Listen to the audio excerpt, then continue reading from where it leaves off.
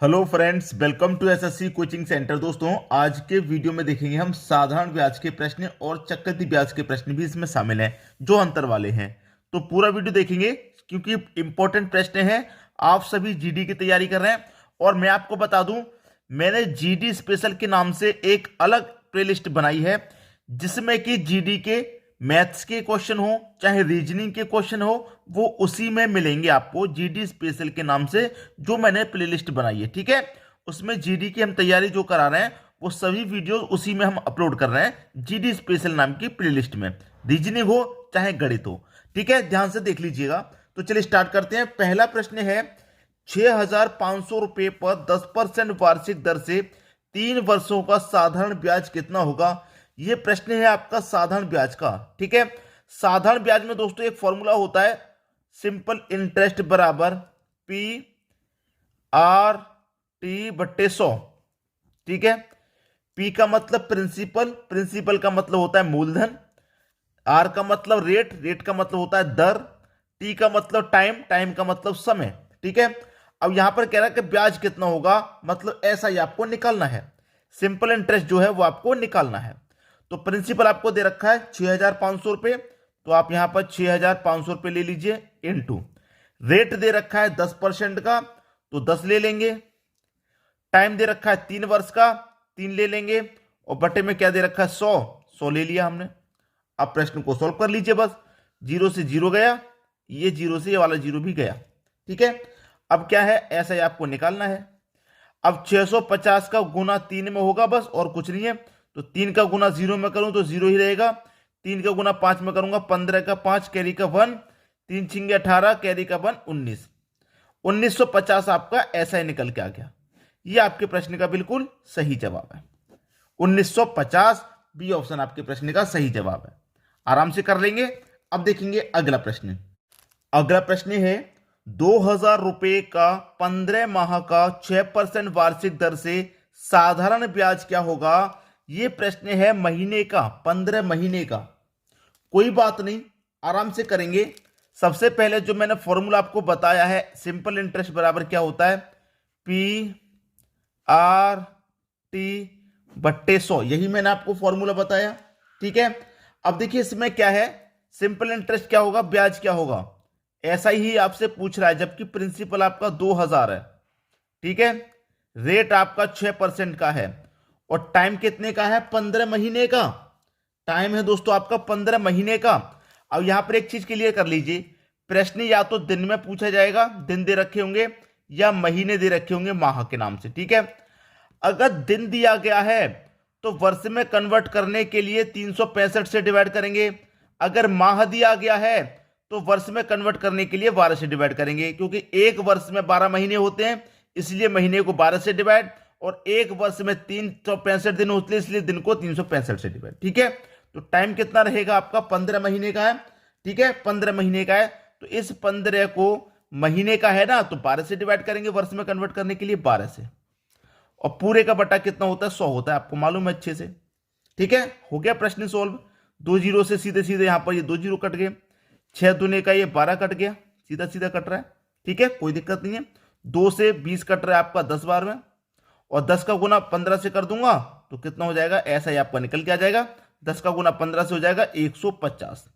Simple interest कितना निकल के आ गया भाई, 150। पहला ऑप्शन आपका सही जवाब। बात क्लियर है। इस बात को याद रखना कि दिन को वर्ष में कन्वर्ट करने के लिए 365 से डिवाइड, और महीने को कन्वर्ट करने के लिए 12 से डिवाइड। ठीक है, अब देखेंगे अगला प्रश्न।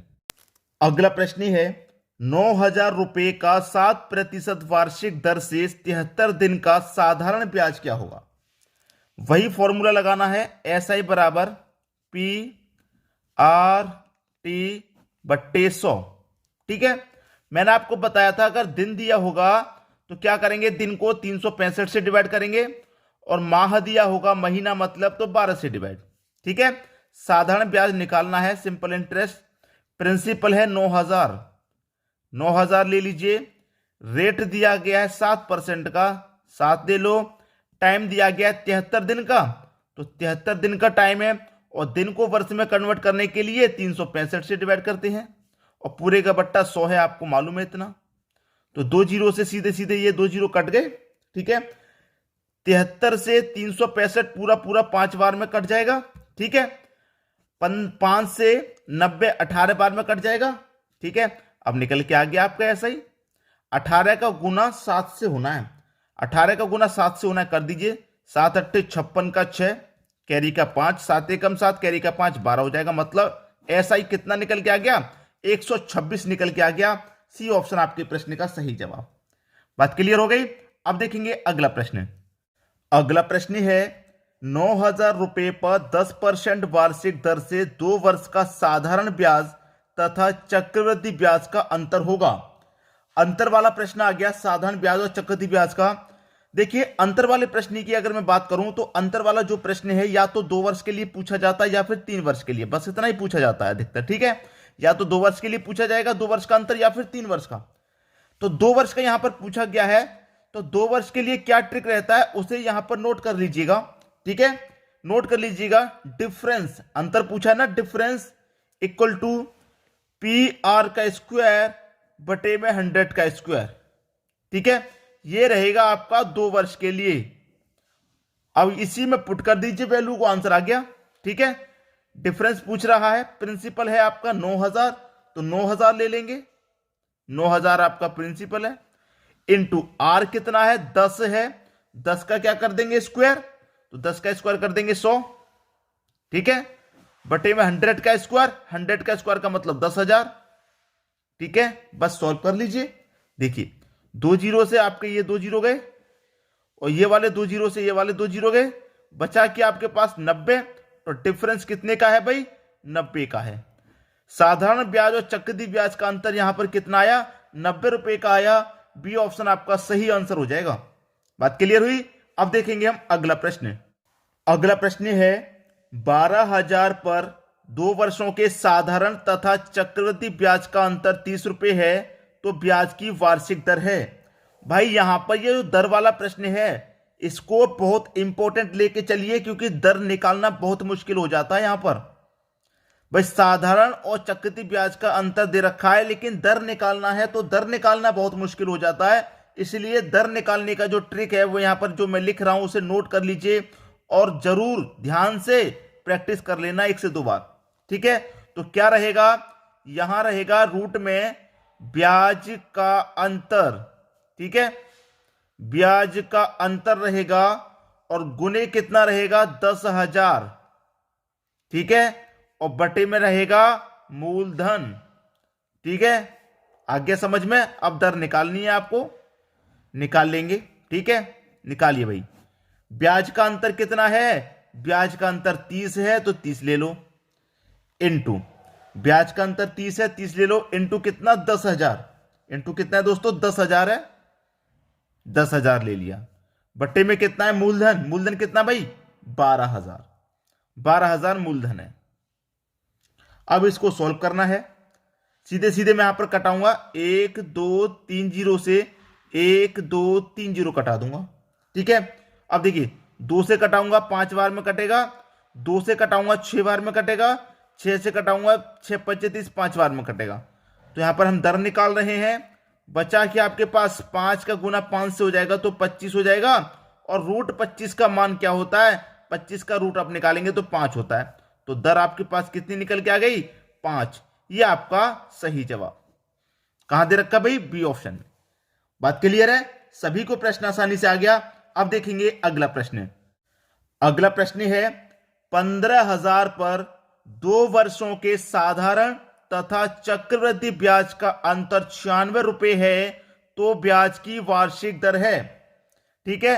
भाई दर कितनी है आपके पास, दर निकालनी है, दर तो है ही नहीं, तो आपको क्या करना, वही करना है जो अंतर है उस अंतर को रखना है, ठीक है। ब्याज का जो अंतर है उसे गुना कर देना है 10,000 से और बट्टे में रहेगा मूलधन, ठीक है। बस अब तो हो जाएगा, अब तो आसान हो गया, क्योंकि अंतर आपके पास 96 रुपए का है, 96 ले लो, गुने कितना 10,000 करेंगे, बट्टे में मूलधन है जो कि 15,000 है। बस प्रश्न का आंसर आ गया। 1 2 3 जीरो से 1 2 3 जीरो कट गए, 2 से कटाऊंगा 5 बार में, 2 से कटाऊंगा 5 बार में, लेकिन 2 से ये नहीं कटेगा भाई, 2 से ये नहीं कट रहा, ठीक है, 2 से ये नहीं कट रहा तो मैं इसे कटाऊंगा नहीं, ये 10 रहेगा आपके पास। ठीक है, ये 10 रहेगा, मैं इसे कटाऊंगा नहीं क्योंकि 2 से फिर ये नहीं कट रहा है। तो मैं क्या करूंगा, पहले यहां पर इसको कटा लेता हूं। ठीक है, इसको कटा लेता हूं मैं, 5 से कटाऊंगा, 5 त्रिक का 15 और 5 से कटेगा ये 2 बार में। ठीक है, इस 10 को 5 से कटाएंगे 2 बार में और 5 से कटाएंगे 15 को 3 बार में। और 3 से कटेगा ये 96, 3 त्रिक का 9, 3 दूने का 6, 32 बार में। और 32 का गुना 2 कर देंगे तो कितना हो जाएगा, 32 का गुना 2 कर देंगे, ये हो जाएगा 64। है किसमें, रूट में ही तो है, बस दर निकल के आ जाएगी आपकी। तो 64 का स्क्वायर रूट कितना होता है भाई, 8 होता है। तो दर आ गई आपकी 8% की। ये आपके प्रश्न का बिल्कुल सही जवाब। उम्मीद करूंगा कि सभी को प्रश्न आसानी से समझ में आ गया। अब देखेंगे अगला प्रश्न। अगला प्रश्न है, एक धनराशि चक्रवृद्धि ब्याज द्वारा 3 वर्षों में 2400 तथा 4 वर्षों में 2520 हो जाती है, तो ब्याज की दर है। बहुत बढ़िया प्रश्न है दोस्तों। यहां पर कभी भी अगर इस तरीके का प्रश्न आए तो आप उसे कैसे करेंगे मैं बताऊं। एक धनराशि चक्रवृद्धि ब्याज द्वारा 3 वर्षों में इतनी हो गई 2400 और 4 वर्षों में इतनी हो गई। देखिए 3 वर्ष में कितनी हो रही है, 2400 हो रही है, और 4 वर्ष में कितनी हो रही है, 4 वर्ष में 2520 हो रही है। तो 3 से 4 होने में 1 वर्ष बढ़ा, और 1 वर्ष में राशि कितनी बढ़ गई, 2400 से 2520 हो गई, तो 120 बढ़ गई। कितनी बढ़ रही है, 120 बढ़ रही है। ठीक है, तो ब्याज की दर कितनी है, दर पूछ रहा है भाई, यहां पर रेट पूछ रहा है। तो देखियो राशि कितनी बढ़ रही है हमारी, 120 की बढ़ रही है। ठीक है, कितने पर बढ़ी है, 2400 से तो बढ़ी है, पहले 2400 थी 3 वर्षों में, तो 2400 पर बढ़ी है। और दर पूछ रहा है, मतलब 100% का मान पूछ रहा है, तो प्रतिशत के लिए हमेशा 100 से गुना कर देते हैं। क्लियर, बस कर लो प्रश्न को सॉल्व। 0 से यहां पर ये 0 चला गया, 1 0 से यहां पर 1 0 ये वाला चलाएगा, 12 दूने का 24 कट जाएगा, और 2 से 10 5 बार में कट जाएगा। 5% आपका आंसर आ गया, डी ऑप्शन। क्लियर है, आसानी से समझ में आ गया। तो इस तरह के कोई भी प्रश्न अगर आपके दिमाग में है, आप उसे बनाना चाह रहे हैं, तो आप इस तरीके से बना सकते हैं, जो तरीका मैं आपको बता रहा हूं कम समय में। ठीक है दोस्तों, वीडियो को अधिक से अधिक क्या करना है, आपको हमेशा की तरह शेयर करना है, क्योंकि और भी बच्चे तैयारी कर रहे हैं, तो उन तक भी वीडियो को पहुंचाइए। कोई भी प्रश्न किसी बच्चे की मदद कर सकता है एग्जाम में। ठीक है दोस्तों, वीडियो देखने के लिए आपका बहुत बहुत धन्यवाद।